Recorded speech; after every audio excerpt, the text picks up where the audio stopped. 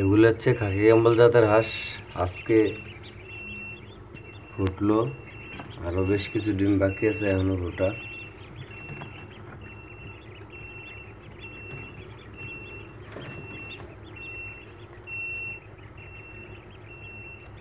খাকি Campbell আছে আর হলো রূপালী হাঁস আছে, যেমন এই যে এটা খাকি ক্যাম্বেল জাতের হাঁস।